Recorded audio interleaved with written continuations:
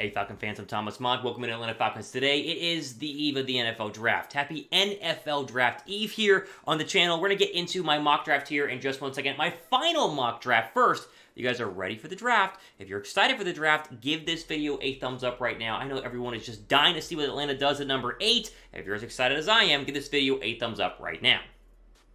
All right, let's go and jump into my final mock draft of 2022. It's crazy that this is finally it. Done a ton of these overall, but I wanted to come here and give you my final thoughts. Now, this is not my mock draft, even though technically I made this mock draft. This is not what Thomas would do. This is what I think the Falcons are actually going to do. What I think Atlanta will end up doing in this draft is exactly what I mocked here on today's pick, so you'll see that here in just one second. They have obviously number 8 overall and a ton of needs tomorrow during the April 28th first round of the NFL Draft. Wide receiver, defensive end, O-line, running back, cornerback. I mean, it is a loaded list of needs, and so we'll see how the Falcons will address them, in my opinion, coming up here in just one second. First, your draft picks to take a look at. Just to remind you, here are the 8 currently that Atlanta holds. Number 8 overall, number 43 overall, number 58 overall, number 74. Bunch of picks in the first 3 rounds. Then you have 112, 150, 188, and 221 to round out your 4th, 5th, and 6th rounds. Although, as you'll see, I think Atlanta makes some moves here, so they end up with less picks overall, but they move up in the draft to get the better players, the players that they want. So, that, of course, is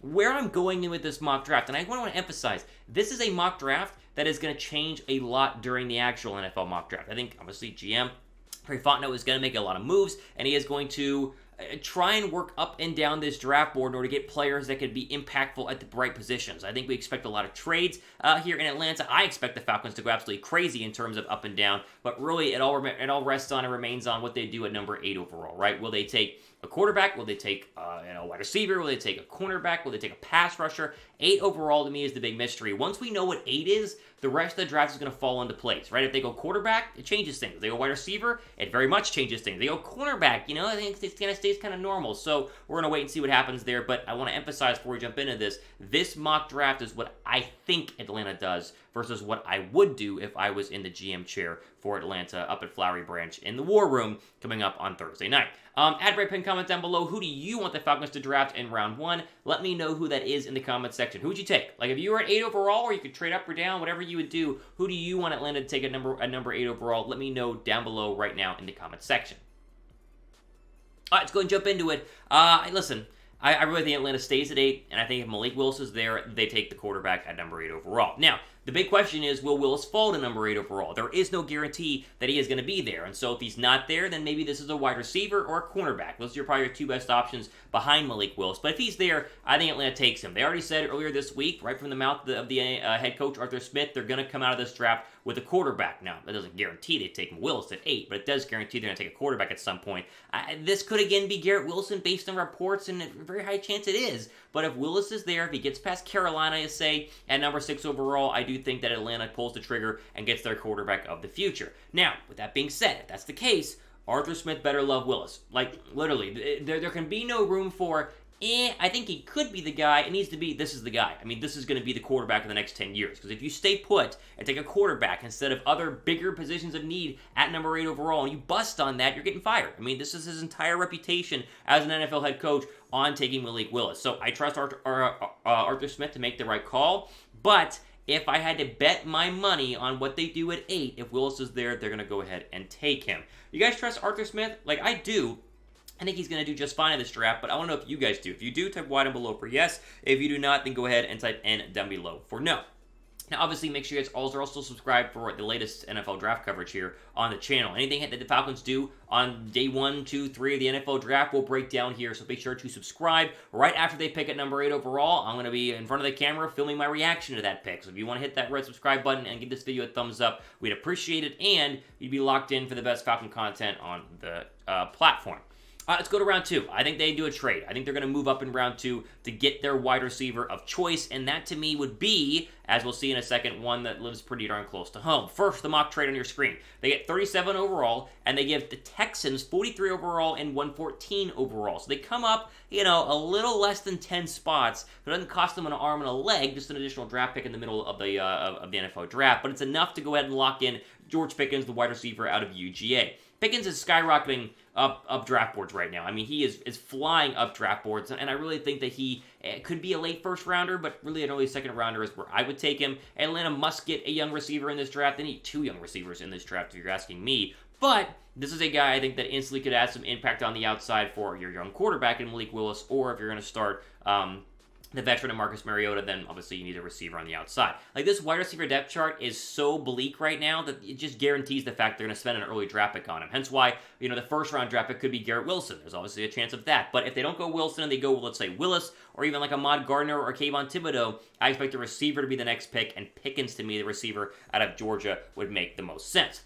All right, let's go to number 58 overall. You got to get some defensive line help. It's a little bleak this late in the draft, according to the mock draft simulator I use, but DeMarvin Leal was there, the D lineman out of Texas A&M, and I thought that as an absolute steal. Leal was a preseason pick preseason top 10 pick before the actual college football season. Then he kind of regressed a little bit, didn't play that well, just didn't pop. It wasn't like this is clearly a top 10 guy. It was like he's supposed to be, but where's the flash? And so obviously he falls all the way to 58 overall. But I do think that with Dean Peeves and with the massive need on this defensive line, he could really be an addition that would be for the positive, alongside a lot of the other young pass rushers, most likely Marlon Davidson, that was taken around the same time a couple of years ago. There's also a chance that the Falcons could trade Grady Jarrett during the draft. There have been some rumors and reports about that the past couple of days, and if that's the case, then they for sure need to replace him. And Leal's one of these kind of inside, outside, you call him D tackles, but he can play both positions, both defensive end and defensive tackle, and so he makes some sense with the versatility there as well. They got to get pass rushers in this draft, and so Leal makes some sense here at number 58 overall.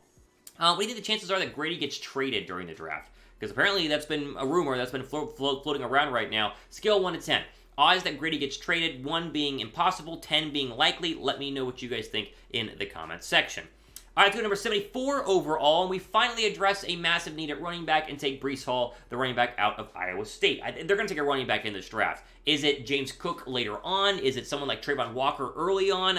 Or Kenneth Walker, excuse me. I think Hall fits perfectly in here at 74. He's one of the top running backs in this class, and Atlanta has not had a true number 1 running back on the roster since Devontae Freeman in the Super Bowl run. It's been a very, very long time.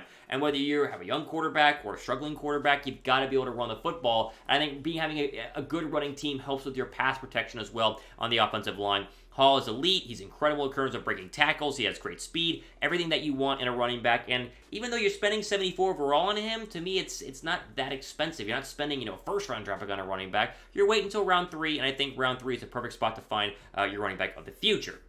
All right, we go to 82 overall. Keep knocking out these early draft picks. We take Sam Willis, the defensive end out of Ole Miss, a name you might not have heard a lot of because he's a mid-round guy, but he has elite speed coming from the outside. Very quick off the ball, fast twitch. The bend is kind of the issue right now and why he falls a little bit, but here's the deal. The Falcons need bodies on the offensive line. They need multiple pass rushers they can potentially develop, and I think Dean Peeves is going to push very, very hard with the front office to get these guys in. That way he can coach them up and maybe create some star players and some diamonds in the rough. I think that this defensive line, with an addition like Leal and Sam Williams, could not be elite next year, but at least be better than where they're at. And that's like the worst sack team in the entire National Football League. We must upgrade at some point, and I think that Williams would be a good upgrade there for the Falcons, and a good fit, again, a good spot there at 82 overall.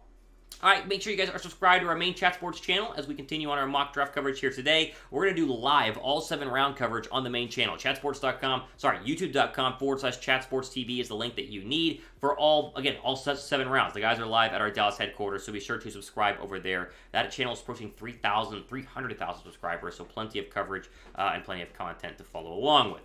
All right, let's do another mock trade here. Falcons going to move up move up a couple of spots here. They trade with the Packers to get 132 overall in my mock draft. They give up 151, so, about 20 spots. And they give up 190 overall as well. And this is for a specific player and a specific position, and that is the cornerback out of Cincy, Coby Bryant. Now, Bryant is the lesser-known cornerback because Gardner obviously had all the hype and all the, spectacular plays. But this is a tried-and-tested number 2 cornerback who's been picked on a lot when teams did not want to throw at Sauce Gardner and stood the test of time. Now, they signed Casey Hayward in the offseason, but it's a 2-year deal. Is he a long-term option? Could you move him to the slot? These are some interesting questions. I think that Bryant could come in, sit a little bit, learn, and then eventually become a starter on the outside alongside A.J. Terrell, creating a very good young secondary. I think safety is obviously a need in this draft, but not as much as corner. I think getting another cornerback is very, very important, and Coby Bryant's going to be there in the 3rd, 4th round, so trading up to 132 I think made some sense. in terms of this mock draft. All right, we go to our final pick because we traded a lot of them away, moving up and down the draft. We take Josh Johnson, the wide receiver out of Tulsa. Again, another receiver is not going to hurt the Falcons. Now, is Johnson going to be great? 5'11". His speed's been decent, but he's not a go-get-him in terms of receiver. He's a 7th-round draft pick or a 6th-round draft pick, whatever it is. It's late. It's very late in the draft. And so, you get 2 receivers in this draft, and you hope that one becomes good. Johnson can be a practice squad guy. There's no later-round expectations, but I do think adding a second receiver does make sense, even though you did get George Pickens there in round 2. All right, let's go through them. Again, less picks because we did trade up, but this is what I went with. Malik Willis at number 8 overall. George Pickens there early in round 2. DeMarvin Leal and Breece Hall to round out your first 4. Then you go over to picks, your final 3. Sam Williams, your pass rusher from Ole Miss. Coby Bryant, the Cincinnati cornerback. And Josh Johnson, the wide receiver out of Tulsa, to make this my final mock draft. And again, the mock draft I think the Falcons are going to do. This is what I think Atlanta is going to end up doing. What do you guys think? Grade this. If this is what Atlanta ended up with, what would you be? Would you be happy? Would you be sad? A, B, C, D, or F in terms of your overall grade. This to me would be a B+. I'm not super high on Willis, as some people are, but I do think Atlanta wants him, and so hence the mock draft here with Willis coming off the board at 8. Give me your grade. Let's see what do you guys think, and of course, stay tuned for all the coverage. It's going to get nuts the next couple of days. Lots of videos are coming your way, so be sure to subscribe, go down below, and hit that red subscribe button. We would greatly appreciate it. And as we sign off, just have fun tomorrow. It's going to be fun, no matter who they take. Hopefully, they'll be good, but it's going to be fun.